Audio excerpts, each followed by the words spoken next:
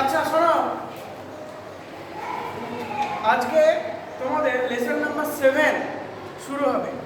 Lesson number 7 শুরু করার আগে আমরা তার যে চ্যাপ্টারের যে লেখক পরিচিতির জায়গায় যেটুকু লেখা আছে ওইটুকু আমরা পড়ব, ঠিক আছে? তো ওইখান থেকে আমরা গল্পে ঢুকব এবং টাইটেলেও আসবে। একটু দেখো, সবাই তাকাও, লেখা আছে দেখো, king Arthur was a king of the Britons several hundreds of years ago. অর্থাৎ কিং আর্থার মানে আর্থার রাজা ছিল ব্রাইটনসের রাজা। ব্রাইটন মানে গ্রেট ব্রিটেনের অংশ, বুঝে গেল?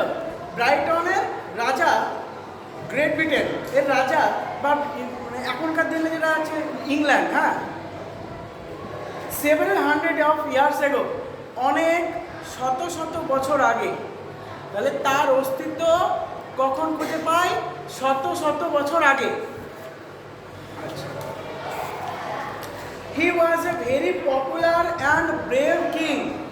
সে ছিল খুবই পপুলার মানে জনপ্রিয়, আর ব্রেভ মানে সাহসী রাজা। জনপ্রিয় কেন? কারণ তার শাসনকালে তিনি প্রজাদেরকে, এর পেছনে কথা বলবেন, ডিস্টার্ব হচ্ছে, শোনো।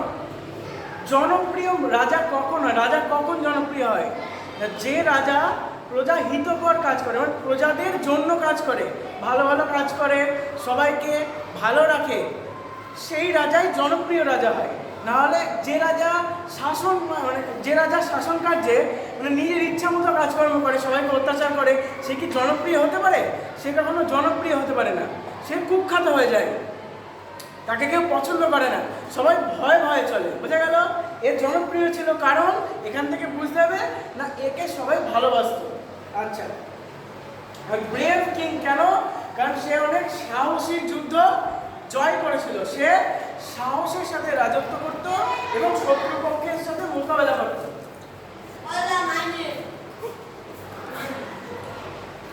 There are many legends about him. King Arthur রাজার সম্পর্কে অনেক কাহিনী শুনতে পাওয়া যায়। লেজেন্ডস মানে কি? এমন কিছু কাহিনী যেগুলো পৌরাণিক বা কাল্পনিক এবং যেগুলো খুব অ্যাডভেঞ্চারাস, রোমাঞ্চকর, বিশাল বিশাল যুদ্ধের কাহিনী, অনেক শত্রুপক্ষের সাথে যুদ্ধ করে জয় করেছিল, এই টাইপের কাহিনী বোঝা গেল, শুনতে পাওয়া যায়। The following tale is an adaptation from the ancient Arthurian legends. আমরা এই যে গল্পটা পড়তে চলেছি সেটা প্রাচীনকালে আর্থুরিয়ান লেজেন্ড মানে আর্থার রাজার সম্বন্ধীয় যে পৌরাণিক বা কাল্পনিক কাহিনীগুলো ঘটেছিল ইংল্যান্ডে, সেই কাহিনীগুলোর একটা হলো এইটা। বোঝা গেল? এইরকম অনেক বিশাল অনেক ভালো ভালো কাহিনী আমরা ইংল্যান্ডের ইতিহাসে দেখতে পাই, তার ভেতরে একটা এটা। তারপরে আমরা বলছি তাহলে আমরা এখন কার সম্পর্কে পড়ব? রাজার সম্পর্কে, তাই না? কোন রাজা? King Arthur. তাহলে গল্পের টাইটেল কি? দেখো, গল্পের টাইটেল হলো এ কিংস টেল, তাই তো? গল্পের টাইটেল কি? এ কিংস টেল। এ মানে একটি, কিংস মানে রাজার, টেল মানে কাহিনী, হ্যাঁ কি না? বুঝতে পারছো টাইটেল এটা তো? আচ্ছা, আমি যখন জিজ্ঞাসা করবো উত্তর দিবা, হ্যাঁ না উত্তর দিবা, এবং যদি কিছু জেনে থাকো উত্তর আমাকে দেবা। বোঝা গেল? আচ্ছা, দেখো তারপরে এই যে দেখো এই যে আর্থার রাজা, এই আর্থার রাজার কিন্তু কোনো মানে এই রাজা যে জীবিত ছিল কি আদৌ এই রাজা কোনো রাজাই ছিল না, এটা একটা কল্পনার একটা ক্যারেক্টার, এই বিষয়ে কিন্তু অনেক সন্দেহ আছে। বোঝা গেল? আর্থার রাজা যে জীবিত ছিল কি না এই বিষয়ে অনেক ডাউট দেখতে পাওয়া যায়। আচ্ছা দেখো, এই যে আর্থারিয়ান লেজেন্ড যে কথাটা মানে গ্রেট ব্রিটেন দেশে, অর্থাৎ এখনকার দেশে যেটা ইংল্যান্ড, সেই দেশে যেমন আমাদের দেশে থাকে না অনেক পৌরাণিক কাহিনী, যেমন হচ্ছে আলাদিনের কাহিনী, পৌরাণিক কাহিনী, তেমন গ্রেট ব্রিটেনেও কিছু কিছু কাহিনী যেটা মানে জেনারেশন থেকে জেনারেশন চলে এসেছে, কিছু বিশাল বিশাল যুদ্ধের কাহিনী, খুব ভালো ভালো একটা উদাহরণস্বরূপ মানে এমন কিছু কাহিনী সেটা চলে আসে। তেমনই এই আর্থার রাজা হলো ঠিক তেমনই মানে ওই রকমই কাহিনীর একজন রাজা।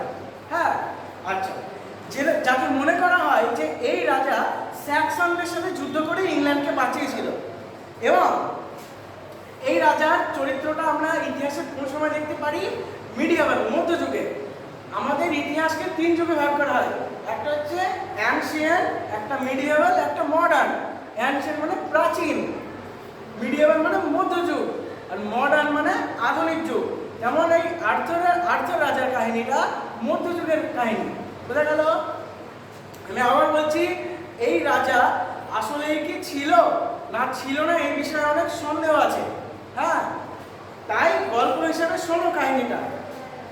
এই যে এই আর্থারের লেজেন্ড যেটা গল্প সমূহ, এই সমূহটা কিরকম গল্প থাকতো না, ফেবেল টাইপের গল্প থাকতো। ফেবেল মানে উপকথা বা কাল্পনিক কোনো গল্প। হ্যাঁ, এবং এছাড়াও সেই গল্পে কি থাকতো, অনেক সময় সুপার ন্যাচারাল বিং বা ইভেন্ট থাকতো। সুপার ন্যাচারাল মানে কোনো মানে অতিরঞ্জিত কাহিনী। হ্যাঁ, মানে যেখানে বাস্তবের সাথে মিল নেই। যেমন দেখা গেল কোনো উইচেস বা ডাইনি চলে আসলো। হ্যাঁ, এমন কিছু মানুষ যারা দেখা গেল উড়ছে, এমন সব যুদ্ধ, দেখা গেল একটা মানুষ দেখা গেল 100 জনকে মেরে দিচ্ছে। এটা কিন্তু বাস্তবে সম্ভব নয়। কিছু ম্যাজিক এলিমেন্ট থাকে এই কাহিনীতে। ম্যাজিক এলিমেন্ট মানে যেখানে জাদুর কিছু ঘটনা থাকে।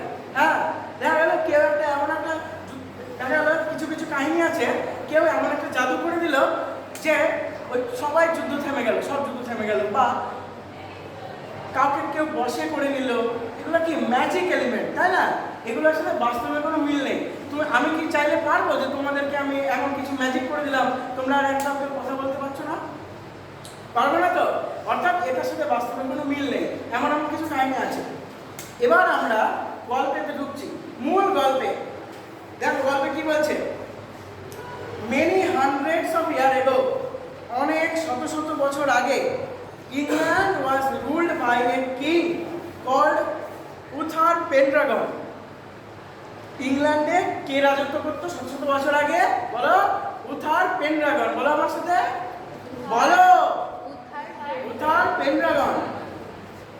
The king who was friend and protector to all his people. হ্যাঁ, এই রাজা ছিল ফ্রেন্ড আর প্রোটেক্টর।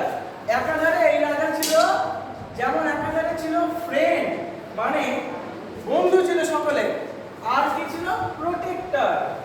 প্রোটেক্টর মানে রক্ষাকর্তা।